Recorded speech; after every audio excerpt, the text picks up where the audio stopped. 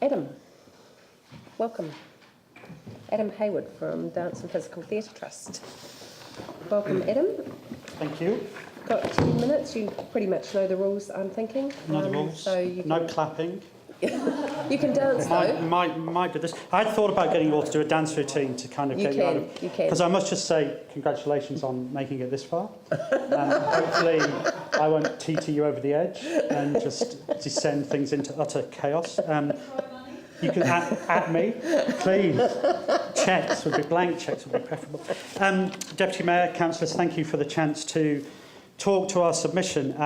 I'll spend about 5 minutes, if I can, just going through it and then take some questions if there are any, or I'll just leave gracefully sashaying out of the room. We undertook a bit of a SWOT analysis, and I kind of identified 3 areas that came out of that SWOT analysis. So the summary of that was looking at the strength from a dance and performance perspective. So the strengths we saw is that there were more people participating in dance as a form of recreational activity as well as attending performances. Christchurch is now home to what is arguably the largest dance festival in the world per capita.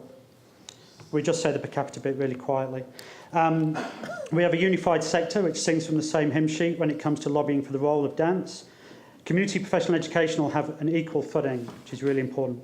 Partnerships outside the sector, notably in health and recreation fields, in collaboration with other arts disciplines. And a new building, the Performance Movement Centre, which is planned as part of the Metro Sports Facility. The weaknesses are new building. If it doesn't get built, or if it does go ahead, will it be large enough? If it doesn't go ahead, there'll be almost a total lack of purpose-built space for the art form outside for few high schools and private dance studios. The retention of our young artists and how the use of temporary transitional space for creative imagination continues to be possible once the permanent is back. The opportunity to a world-first partnership between sports and arts with the building of the Performance Movement Centre. That Christchurch is viewed as a significant centre for dance activities across education, community and professional disciplines. The continued pioneering of new approaches to multidisciplinary partnerships and even more collaboration between arts organisations both at a practical and a project level. I must apologise, I was due to be at both the Christchurch Arts Audience Development and the Arts Voice submissions, but wasn't able to make either of them due to timetabling. But those are 2 perfect examples of the partnerships and collaborations that have resulted post-quake. Threats are that the Performance Movement Centre doesn't get built, dancers leave Christchurch, organisations disappear due to the lack of venues and or significant decrease in revenue or available funding. You only have to look at the announcement from Creative New Zealand yesterday around their funding cut that's due next year to sort of know where some of that's going to come from. That there's no suitable performance space for dance included, either i.e. a black box space, either as part of the Performance Movement Centre, as part of the Performing Arts Precinct or independently, and there's a resource drainage at both financial and in-kind level. The 3 areas we kind of see are looking at the community grants as outlined in your activity management plan. On page 6 you quote that the arts are vital to a thriving Christchurch, as is increased participation in recreational activity. So we see dance activities as a crucial means of delivering these, and they should be continued to be supported the way you currently do, both through strengthening communities and through the Creative Communities Scheme, as well as other resources that are available. But for the last few years, funding for those organisations has been on a year-to-year basis. And in terms of development and delivery of large-scale projects that take months to plan, this has proved a stumbling block. However, the ability to leverage the resources available has resulted in a large return on relatively small investment and seen many organisations, ours included, thrive in difficult times.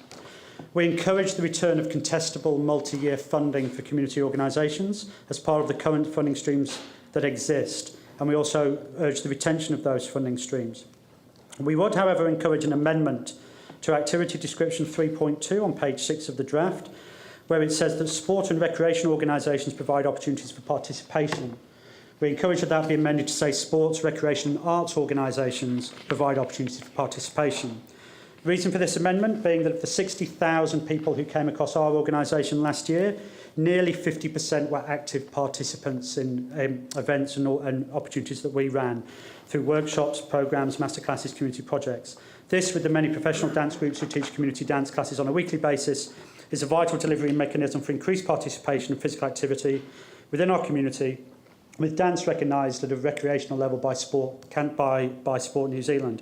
And in fact, John Frizell actually admitted that with the Performance Movement Centre being built as part of the Metro Sports, it would actually increase participation across both forms. In relation to events and festivals, we acknowledge the tireless work that the team do in delivering and development within the City Council, and it's very encouraging to see that the fact that, quote, events have an impact on the community and economy that are much broader than short-term economic impact, and also the need to undertake work needed to understand the, quote, worth of the events sector to Christchurch, both economic and social, as echoed by the Arts Voice presentation we made to Council last year, of which I would just like to quote from that meeting, on the minutes of that meeting on the 4th of December, because I know Warren forgot to quote this at the Arts Voice, but I think it's relevant to this as well. So, point 2.1.1, the Council recommends to ensure that the arts continue to proactively contribute to the rebuild of Christchurch and connect meaningfully with our communities, accepting the Arts Voice offer to work with the Council, central government and others to make these things happen in a proactive way that combines strategy, advocacy, funding and continued support for action. Thank you, Councillor Buck, for that wording, and we look forward to the meeting that we have to develop that with you. We also highly support the development of a new event strategy, as outlined on page 2 of that activity management plan, and coupled with this, specific to our community, an arts and culture strategy, both of which should be viewed as living documents, not fixed. We strongly endorse the key change laid out in the table, 2.1 on page 5, stats, of the draft around, quote, long-term commitments to event organisers and their events. So whilst we acknowledge the need over the last few years that events have had to exist in difficult times on a year-to-year basis, this doesn't allow for long-term planning of major activities within events.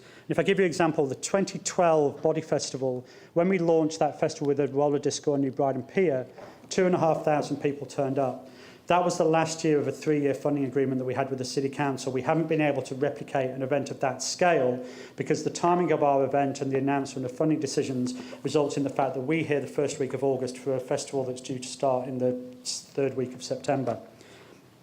So we encourage the notion of a multi-year funding agreements for both festivals and events as well as at a community level. However, we know with some concern, although I did find out this morning that one of the reasons for the inflated figures on the last page of the activity management plan for 2014 and 2015 is due in the budgets for festivals and events is due to Cricket World Cup and FIFA. But we do note the decrease in funding available for festivals and events as outlined in the activity management plan. And yeah, I still think that there is a decrease there, even though we are, those two major sporting events have taken some of that money into account.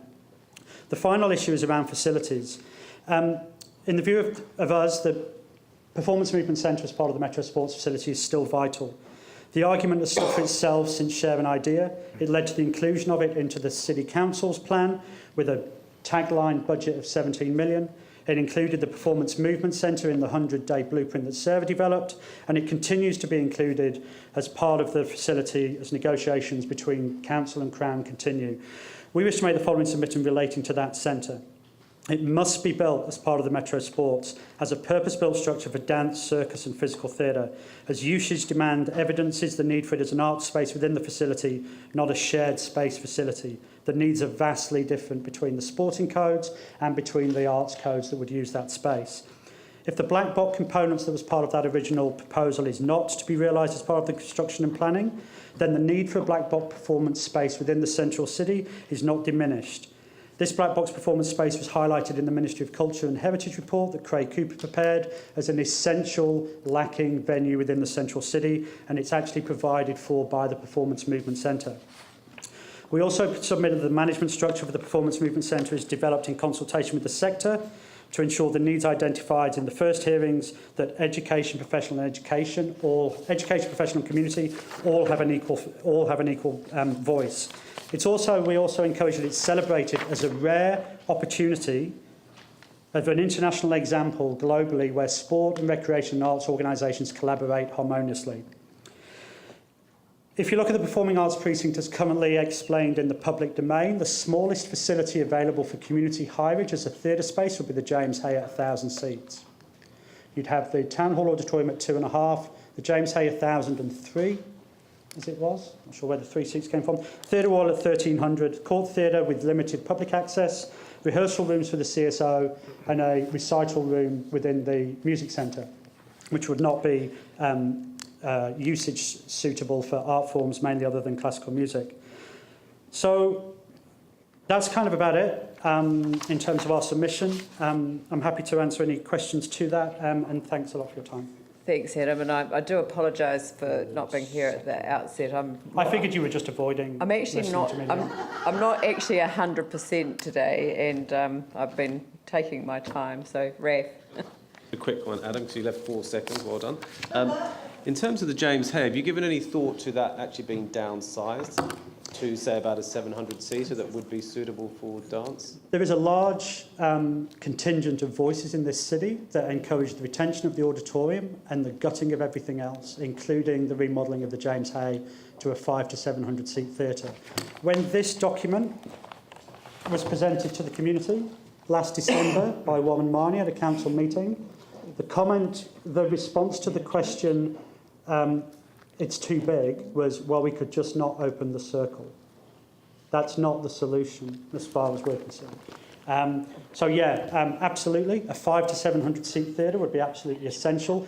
Whether that could be a black box flexiform space would be amazing if that black box wasn't built as part of the movement centre. However, also the need for a fixed... but there are remote control retractable seating units now that can go from a dark space to cross arch for 450 in 12 minutes. So the historic tradition of retractable seating being financially and time restrictive are a thing of the past. There are examples, there's a company in Switzerland who have a remote control system where they can literally go to any configuration within a very short period of time. And so it becomes a much more cost-effective thing to do. All right, thank you. Look, thank you very much. And even though I didn't hear the whole of your submission, Adam, it was good to see you. Thanks you very much.